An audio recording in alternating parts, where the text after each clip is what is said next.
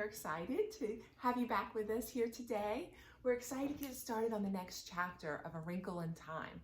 Okay, what chapter is that? We're going to start on chapter 6 today. And what I want to focus on when we're taking a look at chapter 6, let me get to it real quick. It's titled The Happy Medium. And today, this chapter, I'd like for us to focus on conflict. All right, so conflict is the struggle between two opposing forces. And different types of conflict that you might run across in literature are man versus self, man versus man, man versus society, man versus nature/environment, or man versus technology. Okay, so just keep an eye out or an ear out for picking up, or when you're reading, how different conflicts evolve, okay, throughout your reading, okay, in this book and in other readings as well. So that's something that you can write about too when you're asked for an assignment or just for yourself, because there's always conflict out there. That's what makes everybody compete, get better, learn. The struggle always helps people evolve into the best people we can be. So let's pay attention to that as we read along. Thank you. Let's get started. I'm excited. All right, the happy medium. Again, they focused their eyes on the crystal ball. The earth, with its fearful covering of dark shadows, swam out of view, and they moved rapidly through the Milky Way. And there was the thing again. Watch, the medium told them. The darkness seemed to seethe and writhe. Was this meant to comfort them? Suddenly, there was a great burst of light through the darkness. The light spread out, and where it touched the darkness disappeared. The light spread until the patch of dark thing had vanished, and there was only a gentle shining, and through the shining came the stars, clear and pure. Then, slowly, the shining dwindled until it too was gone, and there was nothing but stars and starlight. No shadows, no fear. Only the stars and the clear darkness of space, quite different from the fearful darkness of the thing. You see, the medium cried, smiling happily. It can overcome. It is being overcome all the time. Mrs. Whatsit sighed, a sigh so sad that Meg wanted to put her arms around her and comfort her.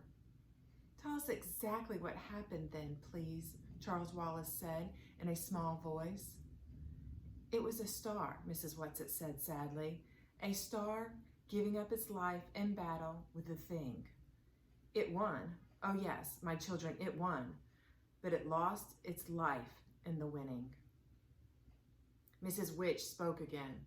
Her voice sounded tired, and they knew that speaking was a tremendous effort for her. It was not so long ago for you, was it? She asked gently. Mrs. Whatsit shook her head. Charles Wallace went up to Mrs. Whatsit. I see. Now I understand. You were a star once, weren't you? Mrs. Whatsit covered her face with her hands as though she were embarrassed and nodded. And you did what that star just did? With her face still covered, Mrs. Whatsit nodded again. Charles Wallace looked at her very solemnly. I should like to kiss you. Mrs. Whatsit took her hands down from her face and pulled Charles Wallace to her in a quick embrace. He put his arms around her neck, pressed her cheek against hers, and then kissed her. Meg felt that she would have liked to kiss Mrs. Whatsit too, but that after Charles Wallace, anything that she or Calvin did or said would be anticlimax. So that word anticlimax means a disappointing end to an exciting series of events. So basically, whatever Charles Wallace, the kiss that he just gave Mrs. Whatsit, would overshadow anything that she or Calvin would try and do at this point, and just wanted to leave it at that. So that's a word that you can figure out by using context clues, the situation, the mood. We'll go ahead and continue reading.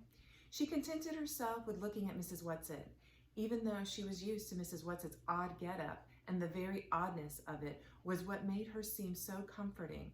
She realized with a fresh shock that it was not Mrs. Whatsit herself that she was seeing at all, the complete, the true Mrs. Whatsit, Meg realized, was beyond human understanding. What she saw was only the game Mrs. Whatsit was playing. It was an amusing and charming game, a game full of both laughter and comfort, but it was only the tiniest facet of all the things that Mrs. Whatsit could be.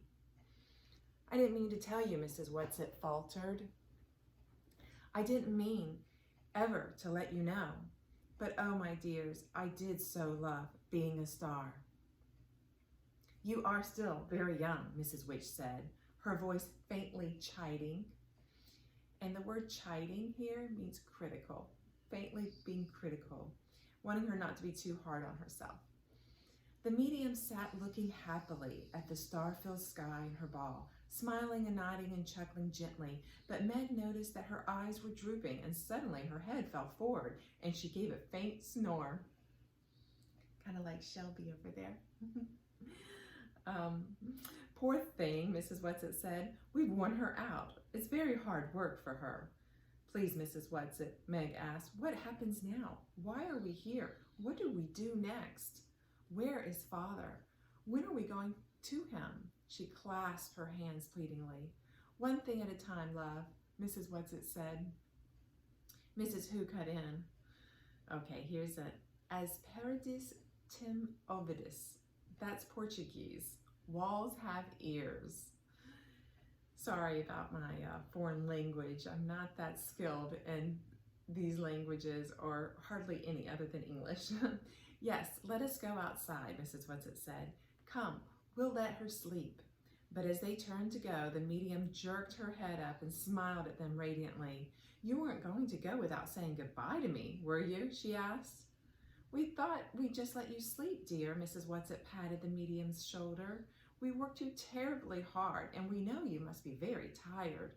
But I was going to give you some ambrosia or nectar or at least some tea. At this, Meg realized that she was hungry. How much time had passed since they had had their bowls of stew, she wondered. But Mrs. Whatsit said, oh, thank you, dear, but I think we'd better be going. They don't need to eat, you know, Charles Wallace whispered to Meg. At least not food, the way we do.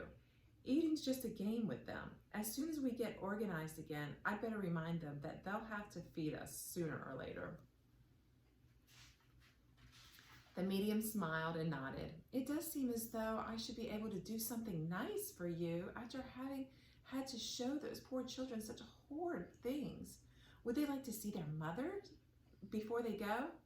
Could we see Father? Meg asked eagerly. No, Mrs. Witch said. We are going to your father, Meg. Do not be impatient. But she could see her mother, couldn't she? The medium wheedled. So think a minute there. What do you think the word wheedled means? If she keeps asking persistently, it means to use flattery or coaxing to persuade. Oh, why not? Mrs. Whatsit put in. It won't take long, and it can't do any harm. And Calvin too? Meg asked. Could he see his mother too? Calvin touched Meg in a quick gesture, and whether it was of thanks or apprehension, she was not sure. I think it is a mistake, Mrs. Witch was disapproving. But since you have mentioned it, I suppose you must go ahead. I hate it when she gets cross, Mrs. Whatsit said, glancing over at Mrs. Witch. And the trouble is, she always seems to be right. But I really don't see how it could hurt, and it might make you all feel better. Go on, medium dear. The medium, smiling and humming softly, turned the crystal ball a little between her hands. Stars, comets, planets flashed across the sky, and then the earth came into view again, and darkened earth closer, till it filled the globe, and they had somehow gone through the darkness until the soft light of clouds and the gentle outline of continents shone clearly. Calvin's mother's first, Meg whispered to the medium. The globe became hazy, cloudy, then shadows began to solidify, to clarify, and they were looking into an untidy kitchen with a sink full of unwashed dishes. In front of the sink stood an unkempt woman with gray hair streaming about her face. Her mouth was open, and Meg could see the toothless gums, and it seemed that she could almost hear her screaming at two small children who were standing by her. Then she grabbed a long wooden spoon from the sink and began whacking one of the children. "Oh dear," the medium murmured, and the picture began to dissolve. "I didn't really—" "It's all right," Calvin said in a low voice. "I think I'd rather you knew." Now, instead of reaching out to Calvin for safety, Meg took his hand in hers, not saying anything in words, but trying to tell him by the pressure of her fingers what she felt. If anyone had told her only the day before that she, Meg, the snaggletooth, the myopic, the clumsy, would be taking a boy's hand to offer him comfort and strength, particularly a popular and important boy like Calvin, the idea would have been beyond her comprehension. But now it seemed as natural to want to help and protect Calvin as it did Charles Wallace.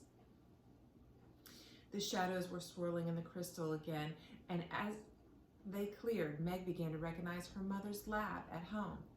Mrs. Murray was sitting perched on her high stool, writing away at a sheet of paper on a clipboard on her lap. "She's writing Father," Meg thought, the way she always does, every night. The tears that she could never learn to control swam to her eyes as she watched.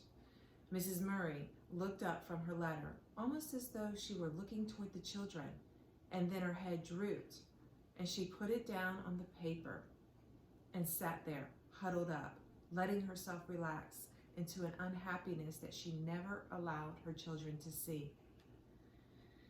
And now the desire for tears left Meg. The hot, protective anger she had felt for Calvin when she looked into his home, she now felt turned toward her mother. "Let's go," she cried harshly. "Let's do something." "She's always right," Mrs. Whatsit murmured, looking towards Mrs. Witch. "Sometimes I wish she'd just say 'I told you so' and have done with it." "I only meant to help," the medium wailed. "Oh, medium, dear, don't feel badly," Mrs. Whatsit said swiftly. "Look at something cheerful, do. I can't bear to have you distressed." "It's all right," Meg assured the medium earnestly. "Truly it is, Mrs. Medium, and we thank you very much." "Are you sure?" the medium asked, brightening. "Of course. It really helped ever so much because it made me mad, and when I'm mad, I don't have room to be scared." "Well, kiss me goodbye for good luck then," the medium said. Meg went over to her and gave her a quick kiss, and so did Charles Wallace. The medium looked smilingly at Calvin and winked. "I want the young man to kiss me, too. I always did love red hair, and it'll give you good luck, laddie me love." Calvin bent down, blushing, and awkwardly kissed her cheek. The medium tweaked his nose. "You've got a lot to learn, my boy," she told him. "Now goodbye, medium dear, and many thanks," Mrs. Whatsit said. "I dare say we'll see you in an eon or two." "Where are you going in case I want to tune in?" the medium asked. "Camazotz," Mrs. Whatsit told her. Where and what was Camazotz?